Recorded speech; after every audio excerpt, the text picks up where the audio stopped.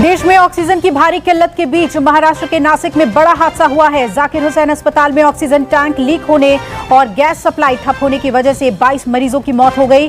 Gas leakage के बाद हड़कंप मच गया। टैंक में रिसाव के बाद से आसपास के इलाकों में गैस फैल गई और नासिक में जाकिर हुसैन अस्पताल में ऑक्सीजन की कमी से इन 22 मरीजों की मौत हो गई। बताया जा रहा है कि ऑक्सीजन लीक होने की वजह से ऑक्सीजन की सप्लाई रोक दी गई थी। आधे घंटे तक अस्पताल में ऑक्सीजन की सप्लाई को रोकना पड़ा था और हादसे पर दुख जताते हुए उद्धव सरकार ने मृतकों के परिजनों को 5-5 लाख रुपए मुआवजा देने का ऐलान किया है।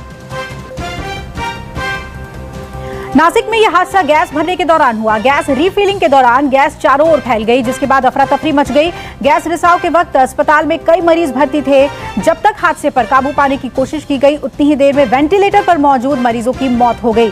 बाकी कई मरीजों को बचाया गया है। महाराष्ट्र के स्वास्थ्य मंत्री राजेश टोपे नासिक के लिए रवाना हुए। राजेश टोपे अस्पताल का जायजा लेंगे, मरीजों के परिवार वालों से भी बात करेंगे। देश में कोरोना के 3 लाख के करीब मरीज आए। एक दिन में अब तक सबसे ज्यादा मौतें हुई। आंकड़ों के मुताबिक 24 घंटे में 2,95,000 के पार नए मरीज। 2023 संक्रमितों की मौत हुई। देश में हर रोज कोरोना संक्रमितों का आंकड़ा बढ़ रहा है। एक दिन की गिरावट के बाद फिर मरीजों में जबरदस्त उछाल आया है।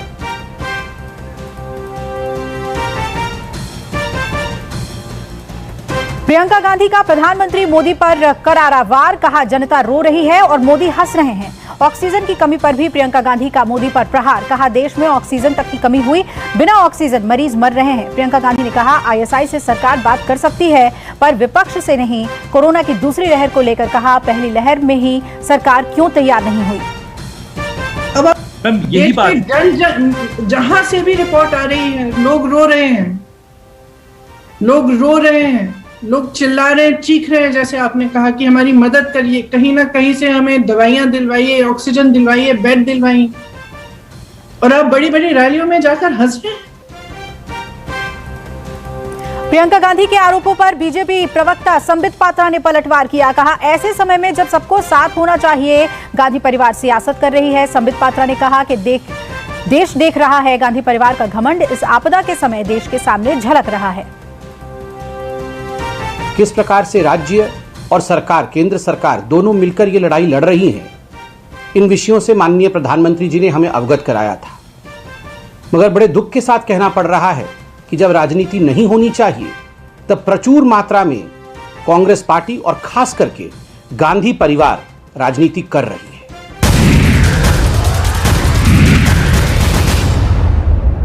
नमस्कार, मैं हूं मानक गुप्ता।